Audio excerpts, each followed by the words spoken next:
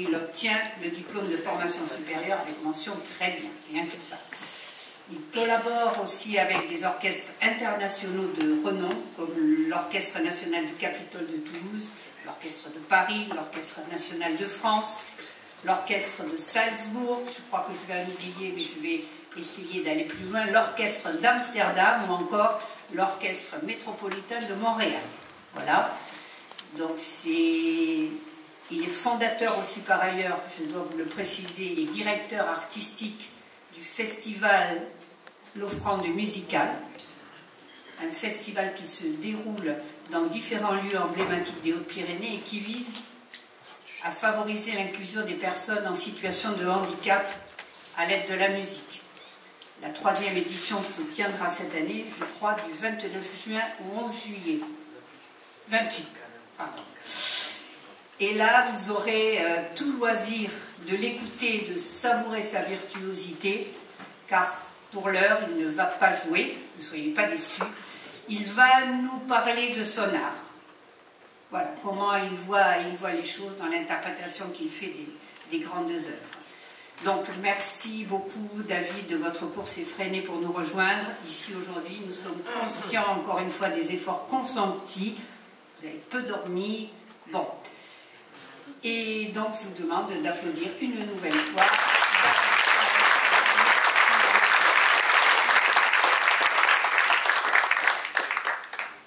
Bonjour, merci Rosemarie pour cette introduction. Je suis à la fois honoré et un peu gêné d'être parmi vous aujourd'hui parce que je ne me sens pas une légitimité vraiment pour parler du sujet que vous avez choisi. C'est vrai que la philosophie est un sujet qui m'intéresse beaucoup et qui est dans ma famille, qui est très présent dans ma famille, puisque mon père est prof de philosophie, mais ne croyez pas que ce talent est héréditaire, je crois que j'en ai pas forcément hérité. Moi, je viens vraiment pour vous parler de la manière peut-être dont je vis, moi, mon métier, de la manière dont je vois l'art en général, et le rapport qu'il a justement avec cette idée de vérité, peut-être. J'ai pris quelques notes, donc j'espère que monsieur pourra peut-être me les faire développer ou expliciter s'il en a besoin. Voilà. Non, ça marche pas. Si, ça marche. Voilà, quelques réflexions en vrac, si j'ose dire. C'est vrai que le premier sujet peut-être que j'aurais voulu aborder devant vous, c'est l'idée de la vérité en matière d'interprétation. Parce que c'est un sujet, moi, qui m'intéresse beaucoup et qui est vraiment fondamental dans mon métier. Vous n'êtes pas sans savoir qu'un musicien, un interprète comme je le suis, se base sur une partition. Hein. Tout le monde sait ça. Et une partition, c'est quoi? C'est un ensemble de signes avec des notes, des rythmes et des indications de tempo, de dynamique, de nuances, etc. Et j'ai quand même été souvent surpris, même en tant qu'interprète. Pourtant, je connais la liberté qu'un interprète peut avoir. De voir à quel point des interprètes pourtant extrêmement sérieux, extrêmement attentifs justement aux signes que le compositeur a bien voulu nous laisser dans une partition, de voir à quel point le résultat des interprétations pouvait être extrêmement différent.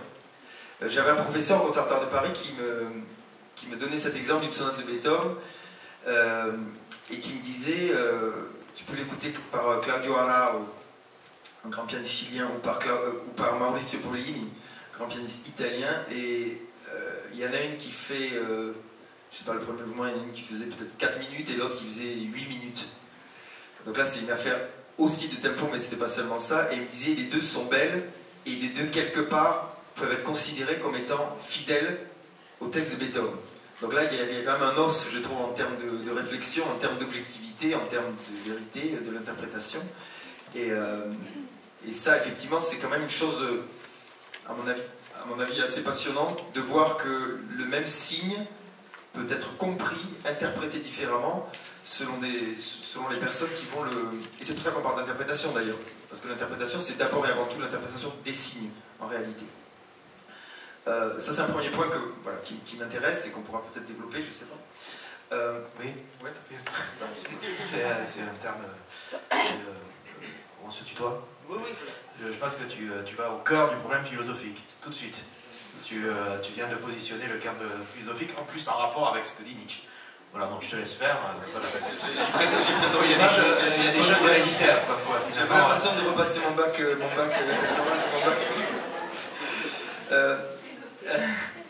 Ensuite, moi, ce que je voulais dire aussi, c'était que ce que je trouve fascinant dans la musique, et puis dans l'art en général, c'est que l'art, évidemment, c'est la même racine, c'est un artifice par définition. Hein. Mais l'art sous couvert d'un artifice, je trouve, révèle une vérité. Une vérité qui est parfois cachée. Une vérité parfois qu'on ne peut pas voir, qu'on ne veut pas voir. Une vérité qui révèle aussi, je trouve, à mon sens, peut-être ce qu'il y a parfois de plus beau, parfois de plus sombre aussi, de plus intense en tout cas chez l'être humain. Donc ça, je trouve que c'est aussi un paradoxe intéressant de voir comment un artifice peut paradoxalement nous amener à une vérité. En tout cas, il y a une anecdote, je crois, assez connue, qui était que les premières troupes de théâtre, par exemple, je crois, dans le Far West, aux États-Unis, qui se produisaient, des troupes européennes qui venaient. Et en fait, il y avait des cowboys qui sortaient leurs flingues pour essayer de tuer le méchant dans la pièce de théâtre. Et ça, je trouve que c'est une anecdote assez à la fois amusante et intéressante pour voir à quel point, en fait, la distance entre ce qu'on voit et ce qu'on ressent, voilà, est parfois assez fine. Je me suis souvenu aussi, alors là, c'est des années qui remontent à des discussions que j'avais avec mon père et peut-être même à mon année de terminale, mais je pense que c'était plutôt avec mon père, d'un texte qui m'avait pas mal fasciné, je ne sais pas si Mickaël le connaît, un texte d'Oscar Wilde, où il prétendait, c'était évidemment une position un peu provocatrice j'imagine, mais que ce n'était pas l'art qui imitait la nature, mais en fait finalement la nature qui imitait l'art. Donc à quel point finalement l'art aussi nous aide et nous permet de mieux voir, et finalement peut-être que quand on voit un coucher de soleil on voit un tableau de Monet, plus que le coucher de soleil lui-même, je ne sais pas. Et donc ça c'était aussi un point de vue que je trouvais peut-être intéressant de développer. La vérité en matière d'interprétation, j'en ai un petit peu parlé. Aussi, ce que je voudrais dire, c'est que le propre d'une grande œuvre d'art, je trouve, c'est de passer d'une vérité individuelle. C'est souvent le cas chez les compositeurs romantiques. Moi, j'ai pour habitude de dire qu'en fait, le focus, finalement, au fur et à mesure de l'histoire de la musique, s'est rétréci, c'est-à-dire que, par exemple, si vous prenez un compositeur comme Bach lui-même avait une aspiration qui était évidemment mystique et qui se situait à un niveau, disons, divin. Ensuite, à l'époque classique, ça s'est un petit peu rapproché, et à l'époque romantique, on est carrément allé à l'intérieur de l'être humain, et donc j'essaie de voir ça comme une espèce de zoom au fur et à mesure dans l'histoire de l'art qui s'est rapproché de plus en plus finalement de la réalité de l'être humain. Et voilà, donc du coup, je pense qu'il est aussi intéressant de noter, c'est peut-être de voir qu'une vérité individuelle, celle de Schubert par exemple, pour prendre un compositeur que j'aime particulièrement, une vérité individuelle peut devenir, et devient en réalité une vérité universelle, qui est partagée par tous les auditeurs. Et ça, c'est aussi un sentiment que j'ai eu quand j'ai lu La Recherche de Proust, par exemple, ou des choses comme ça, qui était fascinant pour cette raison-là, je trouvais. Parce qu'on avait l'impression d'avoir quelqu'un qui parlait vraiment de ses particularités propres, et pourtant son génie faisait que tout le monde pouvait s'identifier à ça, et parfois même avait l'impression qu'il décrivait notre propre existence.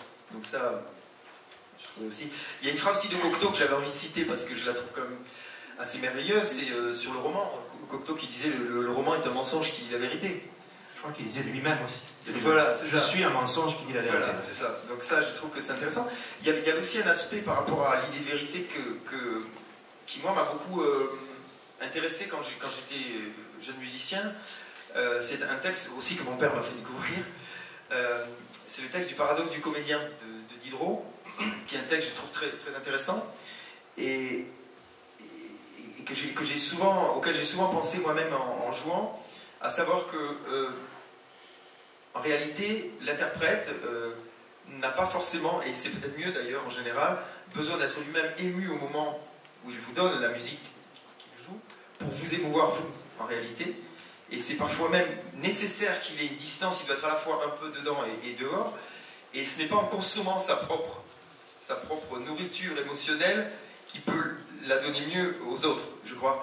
Et ça, c'est une chose essentielle parce que je pense que parfois il y a une confusion dans l'idée qu'on se fait du rapport à la musique ou à l'émotion artistique, qui est que l'artiste doit forcément éprouver les sentiments sur le moment pour vous les faire éprouver. Et en fait, c'est ce qu'explique Diderot, je crois. Enfin, c'est un dialogue, mais je pense que c'est même le contraire en réalité. Parce que si moi je la consomme devant vous, vous en aurez moins pour vous-même, en réalité. Par contre, il faut que moi je l'ai éprouvé avant et que je sache chimiquement, c'est pour ça que je suis un musicien professionnel, il faut que je sache chimiquement comment recréer cette émotion qui était bien réelle, là aussi. Évidemment qu'il y a toujours cette idée d'artifice, mais recréer chimiquement cette émotion qui était bien réelle, pour vous la donner et faire en sorte que chez vous, elle soit vraiment réelle et qu'elle arrive, qu'elle advienne sur le moment. Voilà, donc ce texte-là, moi, il m'a beaucoup servi dans ma vie de musicien. L'art pour ne pas mourir de la vérité, on parle de mourir, on parle de vivre peut-être aussi, et je trouvais que, je pense que Michael en a parlé quand je suis arrivé tout à l'heure, on sort d'une période de 2 ans et demi qui a quand même aussi redéfini ce qui était censé être vital, ou parfois nécessaire, ou essentiel. Et moi, en tant qu'artiste, j'ai trouvé que cette période était d'une grande barbarie, pour dire la vérité. Je n'ai jamais prétendu qu'il ne fallait pas prendre les précautions d'usage, mais je trouve qu'on a justement nié à l'art son rôle pratiquement d'éducation, de formation, et son rôle social aussi, c'est-à-dire que je pense que si on commence à imaginer une société où on est seulement des consommateurs, parce que c'était un peu ça qu'on était devenus, et encore on ne pouvait pas consommer tout ce qu'on voulait, parce qu'il y avait des barrières concernant certains produits, je pense que c'est une société qui ne va pas aller très très bien. Mais j'ai vu une accélération d'une tendance qui existe depuis un certain nombre d'années, je pense, et qui est à mon avis absolument néfaste. Voilà, c'était un peu mes premières réflexions, et je pense que si vous voulez, on peut les... Oui, j'ai peut-être plusieurs questions à te poser immédiatement, mais avant de passer à l'interprétation, la dernière chose que tu as dite, effectivement, ça rejoint, je pense, ce qu'il y avait, par rapport à tes dernières phrases, vers ce que nous engage, il me semble, Nietzsche ici, à donner une valeur à la vie, à concevoir que la vie en elle-même est une valeur absolue. Et comme tu disais, finalement, cette forme de totalitarisme qu'on a pu vivre, dans lequel, au fond, on a dit que l'art n'était pas nécessaire, qu'il n'était pas essentiel, pour moi, je ne sais pas ce que tu en penses, c'est une tendance, je pense, de notre monde actuel, de sombrer dans ce qu'on appelle la pulsion de mort, ou l'instinct de mort. C'est-à-dire de réduire le champ de notre existence à la survie. Et voire même à la répétition, en fait, malheureuse, on va dire, de la vie, de la réduire à un champ de plus en plus tenu. Et je me demandais, par rapport à ce que tu disais juste avant aussi, si la manière dont tu exprimais l'idée que quand tu joues de la musique, il faut en même temps que tu sois en dedans et en dehors, ça me rappelle, alors je ne sais pas ce que tu vas en penser, par rapport à cette sacralité de la vie, une phrase que m'avait dit un théologien dominicain, quand il parlait de la manière de donner la messe. Il disait, en fait, quand on donne la messe, il n'a pas besoin de ressentir la messe. Mais le sacré, c'est d'abord un rite qui est offert, comme tu dis, à celui qui doit le vivre, et pas à celui qui le joue.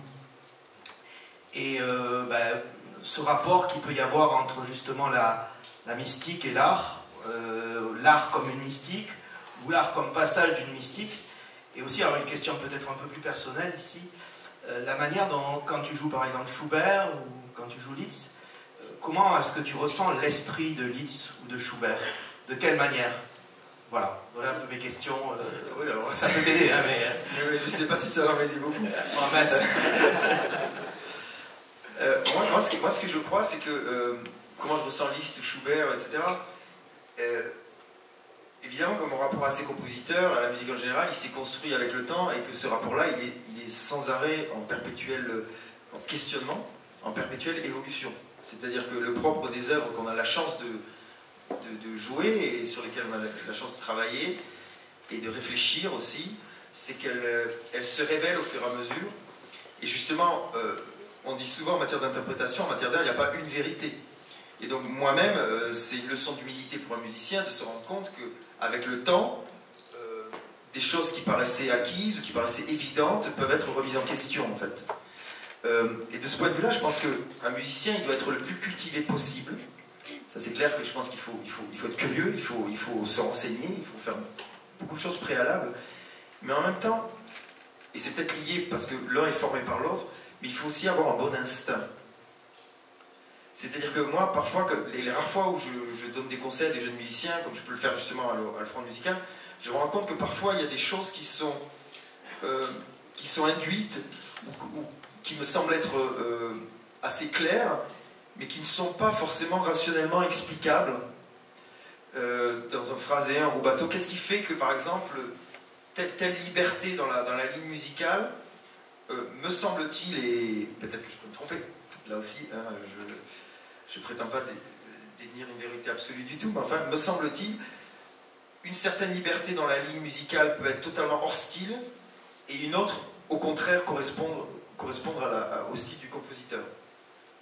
Et ça, c'est un peu mystérieux, parce que je pense qu'il y a quand même une affaire de goût aussi. Je vous rappelle qu'il y a une phrase très belle, je trouve, de Haydn, qu'il a écrite au père de Mozart, où il louait non seulement le génie de Mozart, mais il parlait du goût de Mozart, en fait. Et là, on pourra en parler aussi pendant des heures. Qu'est-ce que c'est le bon goût? Qu'est-ce qui va faire que tel pianiste, pour moi, va avoir un mauvais goût dans sa manière, justement, d'interpréter telle ou telle œuvre, etc. Et encore une fois, je ne m'instaure pas en juge, mais moi-même, j'essaye. Parfois, ça m'a parfois plus souvent aidé d'écouter des interprètes dont je n'aimais pas les interprétations que des interprètes que j'aimais, parce que ça m'a forcé parfois à me demander ce qui, dans leur interprétation, me semblait-il, ne collait pas, n'était pas cohérent, et pourquoi, à mon avis, quels étaient les arguments que je pouvais opposer à cette interprétation, qui pouvait peut-être convenir à d'autres personnes, mais ça m'a aussi construit. Le non est parfois plus constructif que le oui, en fait.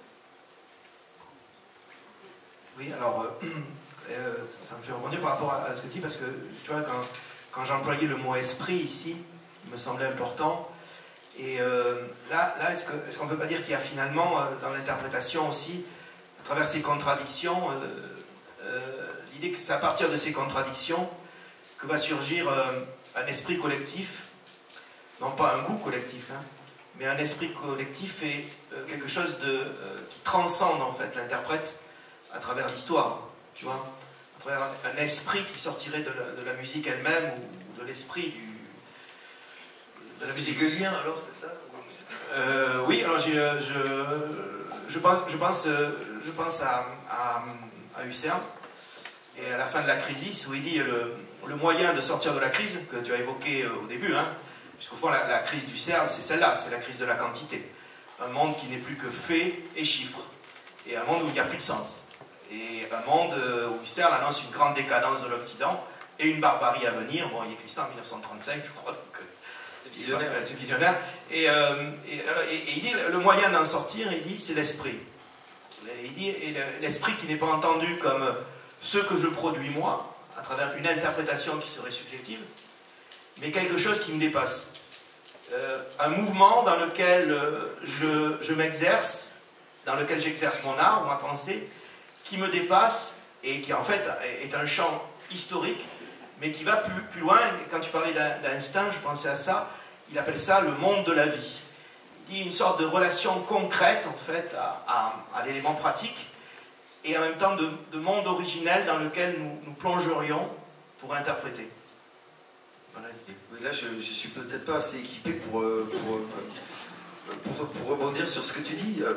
En revanche, ça me fait peut-être penser à une chose, c'est qu'effectivement, sur cette histoire d'aventure collective, moi, je me suis souvent posé la question de savoir ce que c'était le rôle d'une personne comme moi, qui, si je reprends le Covid, effectivement, je ne sauvais pas des vies. J'étais pas à la caisse pour que les gens puissent acheter leurs articles, j'étais pas médecin, j'étais pas infirmière, j'étais pas... Donc, d'un certain point de vue, j'étais inutile à la société.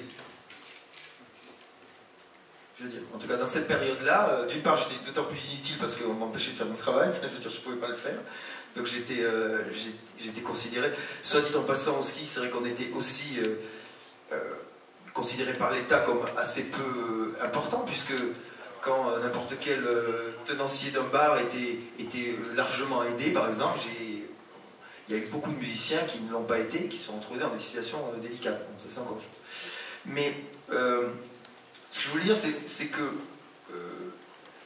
les artistes dans une société, à mon avis, ils sont quand même essentiels, et c'est pas pour me valoriser, parce que moi je suis qu'une goutte dans un océan, mais ce qui est essentiel, c'est pas seulement nous on fait vivre les œuvres d'art qui seraient sur du papier, un peu lettres mortes comme ça, mais pour parler de cet esprit commun, moi je me rends compte que dans notre monde occidental aujourd'hui, on a du mal à revendiquer la grandeur parfois de cette culture qui en fait nous réunit, quels que soient les degrés de connaissance de cette culture-là en réalité. C'est-à-dire que moi je suis frappé par le fait qu'on s'est coupé énormément de notre passé, de notre culture commune, et alors qu'on est absolument fondé par ça. C'est absolument essentiel, et même quand on ne le sait pas, même quand on ne le comprend pas, même quand on n'était pas conscient, et à une époque en plus où il me semble que la société traverse une crise de sens, et on parle beaucoup de la crise de qu'est-ce que c'est l'identité. Mais moi, ma première réponse, ça serait là en fait. Ce qui va rester, ce qui reste aujourd'hui de nous, les gens qui viennent de l'étranger, etc., qu'est-ce qu'ils viennent voir? Ils viennent voir le château de Versailles, ils viennent voir le Louvre, etc. C'est ça qui nous fonde aussi. Qu'est-ce qui fait qu'on est une communauté, qu'on est une civilisation, etc. C'est ça. Et l'art, c'est justement ce qui nous réunit, et c'est ce qu'il y a de plus beau pour nous réunir. Mais je ne suis pas sûr que les politiques aujourd'hui sont tellement conscients, parce que ça les intéresse beaucoup. Et je pense que c'est un grand tort. Ouais. Mais alors, si tu peux me permettre, parce que ça me rappelle ce que tu dis là, la rupture qu'a eu Gould avec son propre art, et la manière de le fabriquer en fait, lorsque, assez jeune, il a refusé de jouer, et aussi à la fin de sa vie. Pourquoi il a refusé de jouer? Parce qu'il a dit finalement, j'ai lu sa biographie, hein, c'est pour ça, parce que ceux qui m'écoutaient n'entendaient pas ce que je jouais. C'est-à-dire le public à qui j'avais affaire n'était pas capable peut-être de rentrer dans ce que tu dis, c'est-à-dire un sens de l'art, qui est une communauté de vie, une communauté spirituelle de vie. Il dit, j'avais l'impression que les gens qui venaient m'écouter ne venaient pas participer à cette cérémonie. Enfin, on n'est jamais certain d'être aimé ou pas aimé pour de bonnes raisons. Oui.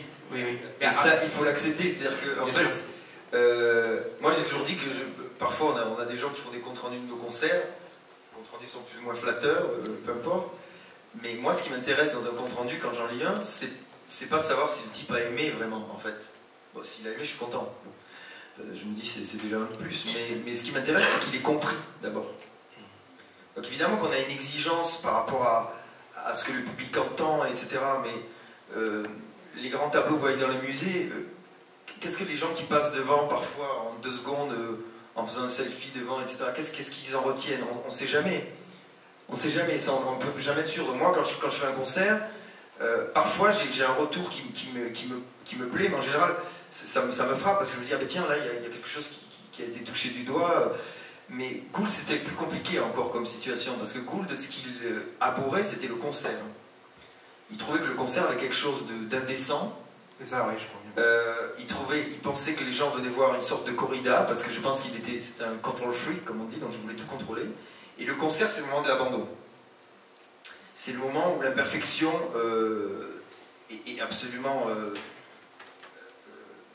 comment dire, inévitable. Et donc pour quelqu'un qui avait cette espèce de maladie du contrôle, je pense que le concert était une violence absolue.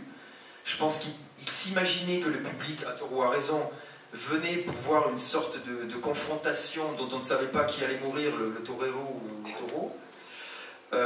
Et je pense aussi qu'il était contre le rituel du concert que pour le coup il trouvait artificiel justement. Oui, c'est ça. Oui. Je me souviens qu'il y a un texte de Gould qui est assez drôle où il voulait faire une espèce de rail, comme un travelling, pour en fait arriver directement au piano sans avoir à saluer. Et puis quand il terminait, puis hop, il revient en arrière. Parce qu'il trouvait que les applaudissements avaient quelque chose d'indécent et de totalement hors sujet. Évidemment que parfois on joue certaines œuvres, je sais pas, quand je fais l'Évasion Goldberg par exemple, qui est une œuvre insondable et éternelle dans tous les sens du terme, parfois je reconnais que après le silence qui clôture l'œuvre, d'entendre les gens qui applaudissent ou parfois qui crient bravo, merci pour eux, mais je veux dire, enfin merci pour moi, en l'occurrence c'est surtout pour la musique, mais je veux dire, ça a quelque chose d'un peu incongru parfois, je trouve. Oui, alors, et justement, oui. tu as bien répondu, parce qu'à mon interrogation, je trouve, sur Gould, Et à la fin de sa vie, paraît-il, il passait 6 mois en fait en Europe ou aux États-Unis et 6 mois avec les Inuits. Oui, alors j'ai découvert ça. Il allait passer en fait 6 mois avec des Inuits. Et là, je me suis rappelé des sûr de ça. Ah oui, je l'ai lu, oui, apparemment, oui. Peut-être pas 6 mois, mais en tout cas, il allait souvent en fait vivre en fait dans des communautés inuits, pareil. Et là, je me suis dit, en fait, il y avait peut-être ce sens-là, tu vois, de la collectivité, ou de l'unité de la collectivité. Pourtant, c'est le type le plus solitaire. C'est ça. Et alors, j'ai créé une rivière là, sur la scène. C'était le type le plus solitaire et le plus individualiste qui soit, Gould. Mais en même temps, la caractéristique de Gould, c'est que c'était un grand homme de communication aussi. Oui. Simplement, il fallait que ce soit lui qui choisisse le médium, il fallait qu'il ait le contrôle. Mais le succès de Gould, il est évidemment à son génie propre et à ses interprétations, mais il est aussi lié à la manière qu'il a eu d'accéder au public, qui était déjà extrêmement moderne. Et je pense que le génie de Gould, justement, c'est ce qui fait que beaucoup de gens, encore aujourd'hui, on dit qu'il y a deux phénomènes dans l'industrie du disque qui sont un peu uniques. C'est-à-dire des gens qui sont morts depuis longtemps et qui continuent à vendre beaucoup de disques. C'est Maria Callas et Glenn Gould. Deux personnalités très, très différentes, d'ailleurs. Et je pense que si Glenn Gould continue à fasciner, c'est parce qu'il rend l'auditeur intelligent. Il y a une clarté dans l'analyse qui nous sert. Vous pouvez penser que l'œuvre la plus complexe du monde, vous êtes capable de la démonter mentalement. Et ça, c'est une sorte de génie. Moi, je pense que l'analyse est fondamentale, mais je pense qu'au bout d'un moment, il faut la dépasser. Lui, il a eu le génie de rendre l'analyse expressive. C'est-à-dire que le lyrisme de Gould, il existe, mais c'est un lyrisme qui est quelque part dans une sorte d'abstraction analytique, et qu'il est le seul à pouvoir pratiquer, je pense. C'est pour ça que de vouloir imiter un personnage comme celui-là, ça n'a pas de sens. Mais voilà, je pense que ça fait partie de ces gens qui vous rendent plus intelligent, qui vous permettent de comprendre de l'intérieur comment l'œuvre est construite. Et ça, je pense que les gens qui écoutent de la musique, ils veulent évidemment ressentir, mais ils veulent aussi comprendre.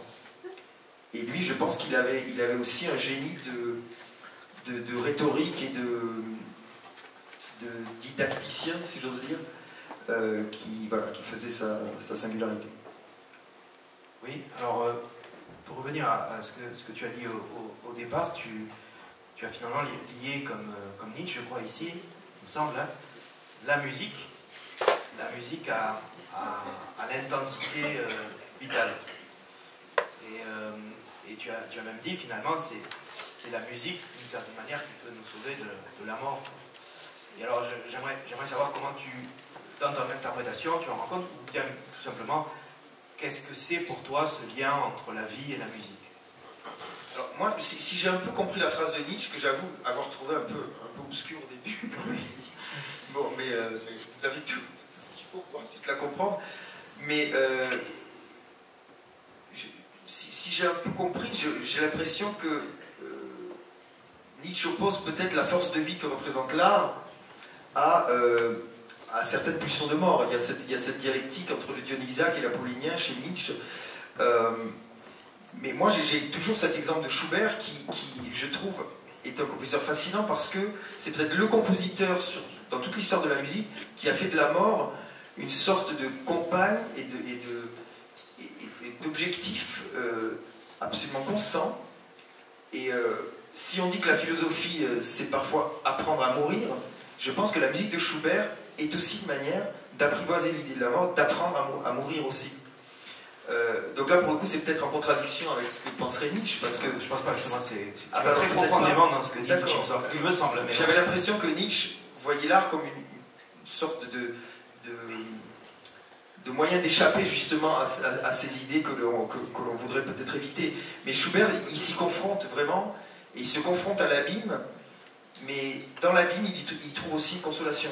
C'est-à-dire qu'il y a beaucoup d'exemples, il y a un livre assez fameux qui s'appelle La jeune fille et la mort, oui, tout à fait, oui. Où la mort est à la fois effrayante, mais à la fin, elle dit à l'enfant de venir dans ses bras, et c'est une des phrases les plus chaleureuses, les plus tendres qui soient, en fait.